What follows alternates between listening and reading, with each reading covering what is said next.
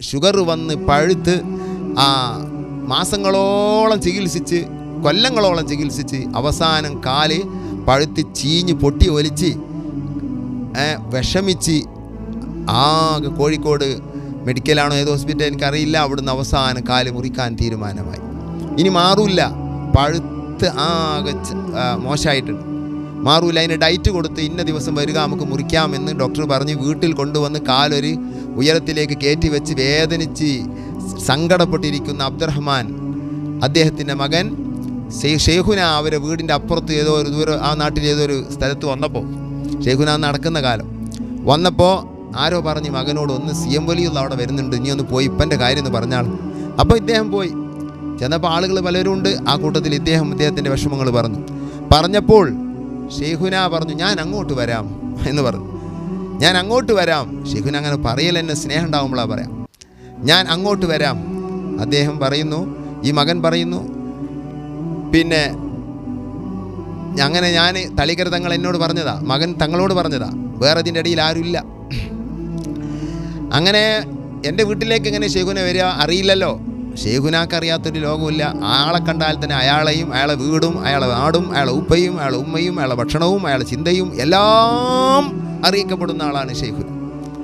അത് കുറേ സംഭവങ്ങൾ അതിന് പറയാനുണ്ട്. അങ്ങനെ ഷെയ്ഖുൻ ഇദ്ദേഹം അങ്ങനെ പെരിയിലെത്തി. കുറച്ച് കഴിഞ്ഞപ്പോൾ ഷെയ്ഖുനയും കുറച്ച് ആളുകളുടെ വീട്ടിലെത്തിയ ഉപ്പ അങ്ങനെ കാല് കയറ്റി വെച്ച് ഇങ്ങനെ ഇരിക്കുകയാണ്. ഉപ്പ ഷെയ്ഖുനാനെ കണ്ടേക്ക് കരഞ്ഞു, എൻ്റെ കാല് മുറിക്കാൻ പറഞ്ഞിന് അങ്ങനെ പറഞ്ഞ് കരഞ്ഞു. ഉടനെ തന്നെ ഷെയ്ഖുന വലിയ കൃപയാണ്, കരച്ചിലൊക്കെ ഭയങ്കര വേദനയാണ്, ഇപ്പോഴും അങ്ങനെ തന്നെയാണ്.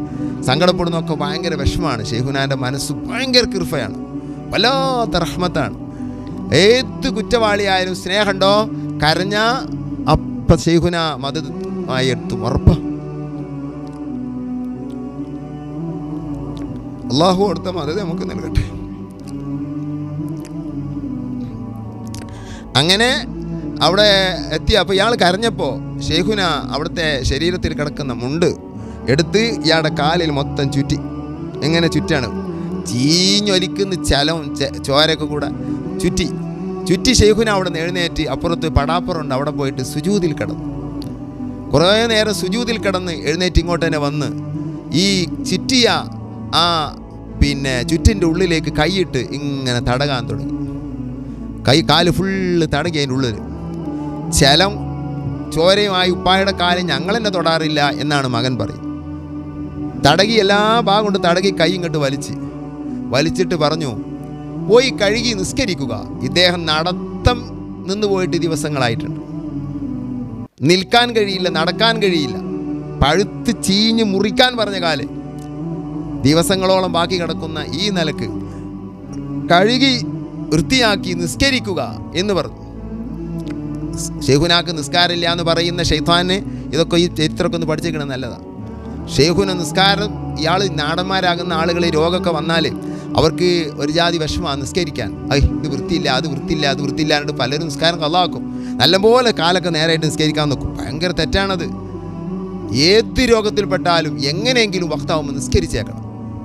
അതിനെപ്പറ്റി ഇപ്പോൾ ഇവിടെ പറയുന്നില്ല. അപ്പോൾ ഷെയ്ഖുന അതാണ് ഉടനെ കാല് മാറി ഉടനെ പറയുന്നത് കഴുകി നിസ്കരിക്കുക എന്ന്. അപ്പോൾ ഇയാൾ നിസ്കരിക്കാതിരിക്കുകയാണെന്ന് മനസ്സിലാക്കിയിട്ടുണ്ട്.